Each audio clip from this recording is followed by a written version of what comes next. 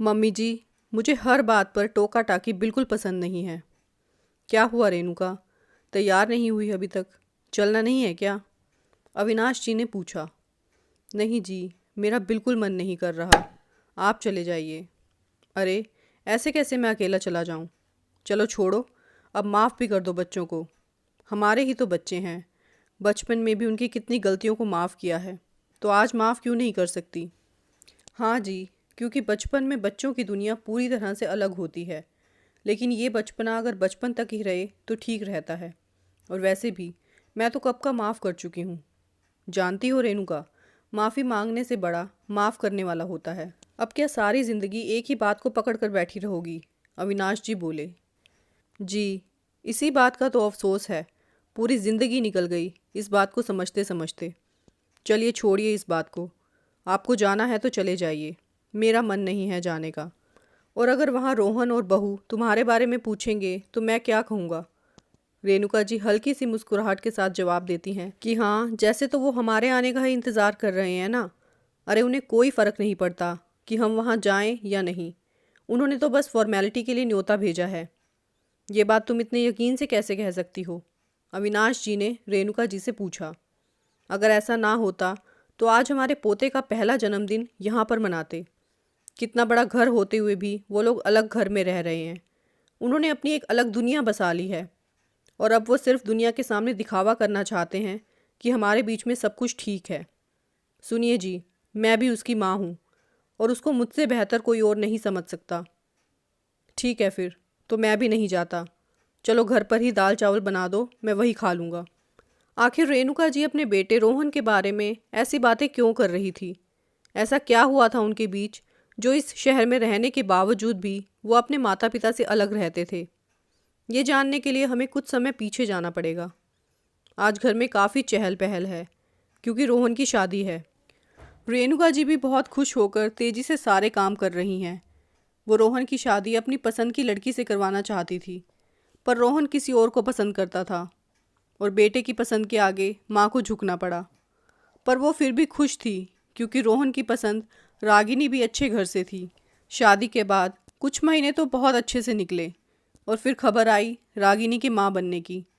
और ये खबर आने के बाद ही घर में तनाव का माहौल रहने लगा क्योंकि रागिनी शादी के 5 महीने बाद ही गर्भवती हो गई थी और उसकी गर्भावस्था में थोड़ी कॉम्प्लिकेशंस थी।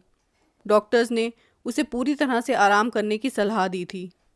रेणुका जी ऐसी सिचुएशन को देखते हुए उसे हर कदम पर ध्यान रखने को कहती थी, हर छोटी छोटी चीज़ पर उसे सलाह देती थी। लेकिन ये बातें रागिनी को चुभने लगी थी। रागिनी खुले विचारों की लड़की थी। उसे इस तरह से हर बात पर टोका टाकी बिल्कुल पसंद नहीं थी। जब भी रेणुका जी उसे किसी बात के लिए टोकती तो वो सीधा जाकर रोहन को शिकायत कर देती। और इसी तरह से धीरे धीरे माँ बेटे में भी अनबन शुरू हो गई और रोहन और रागिनी अलग रहने लगे। उसके आराम ना करने की वजह से डिलीवरी में भी काफ़ी परेशानी हुई। पर फिर भी वो लोग रेणुका जी से ना तो माफ़ी मांगने आए और ना ही घर वापस रहने आए। बस कभी कभार मेहमानों की तरह माता पिता से मिलने ज़रूर आ जाते थे। रेणुका जी को इसी बात का दुख था कि सब कुछ पता चलने के बाद भी उन्हें अपनी गलती का एहसास नहीं हुआ और वो हमारे साथ रहने नहीं आए। शायद उन्हें अकेला रहना ही अच्छा लगने लगा था क्योंकि अब तो एकल परिवार का ज़माना है। बूढ़े माँ बाप को पूछता ही कौन है। आज रेणुका जी के पोते का पहला जन्मदिन है। उसी के पार्टी के लिए इन दोनों को जाना था। खैर पार्टी में तो ये दोनों नहीं गए और ना ही उन्हें बुलाने के लिए उनके बेटे और बहू का फ़ोन आया। तभी अगली सुबह दरवाजे की घंटी बजी तो रेणुका जी ने दरवाज़ा खोला और देखा कि रोहन और रागिनी मुन्ने के साथ खड़े हैं और अपने साथ काफ़ी सारा सामान भी लेकर आए हैं। रेणुका जी ने पूछा, अरे तुम लोग सुबह सुबह? रोहन ने कहा, हाँ माँ, आप लोग तो कल आए नहीं, नहीं तो हम आप लोगों के साथ ही वापस लौट आते। मुन्ने के लिए ही हमारे बीच में दूरियां आई थी। हमने सोचा कि उसके जन्मदिन पर ही हम इन दूरियों को ख़त्म कर दें। रेणुका जी बोली, क्या तुम लोग यहाँ वापस रहने आए हो? हाँ, हम यहाँ वापस आ गए हमेशा के लिए। हमें अपनी गलती का एहसास तो मुन्ने के जन्म के समय ही हो गया था, जब डॉक्टर ने हमें हमारी लापरवाही के बारे में बताया था। रोहन बोला। ये सुनते ही अविनाश जी ने पूछा, पर अगर तुम लोगों को अपनी गलती पहले ही समझ आ गई थी तो फिर वापस आने में 1 साल क्यों लगा दिया? पापा, मैं तो पहले ही आना चाहता था, पर रागिनी ने रोक लिया। रेणुका जी बोली, रागिनी ने, आखिर क्यों? रागिनी बोली, हाँ मम्मी, अगर हम तभी आ जाते तो आपको लगता कि हम आपसे अपनी सेवा करवाने आए हैं, क्योंकि मुन्ना अभी छोटा है। ये लोग अपनी ज़रूरत की वजह से यहाँ आए हैं। उस वक्त आप हमसे नाराज़ थी और आपको भी लगता कि ये तो कितने स्वार्थी हैं, अपना मतलब निकालने के लिए हमारे पास वापस आए हैं। रेणुका जी बोली, बहू, तुमने मुझे समझने में फिर से भूल कर दी। मैं तब भी तुम्हारी भलाई चाहती थी और अब भी तुम्हारी भलाई ही चाहती हूँ। माँ हूँ ना, बच्चे चाहे लाख गलतियाँ कर लें, थोड़ी देर नाराज़ ज़रूर रह सकती हूँ, लेकिन उन्हें माफ़ किए बिना नहीं रह सकती। मैं बता नहीं सकती कि मैं कल पार्टी में आने के लिए कितनी उतावली थी। अगर तुम लोग एक बार भी फ़ोन कर देते तो हम लोग दौड़े चले आते। सच बताना रोहन, तू नहीं चाहता था ना कि हम लोग वहाँ पर आएँ? रोहन बोला, हाँ माँ, आपने सही कहा। मैं नहीं चाहता था कि आप लोग वहाँ पर आएँ, क्योंकि वहाँ पर जितने भी लोग मौजूद थे वो लोग जॉइंट फैमिली का मतलब ही नहीं समझते थे।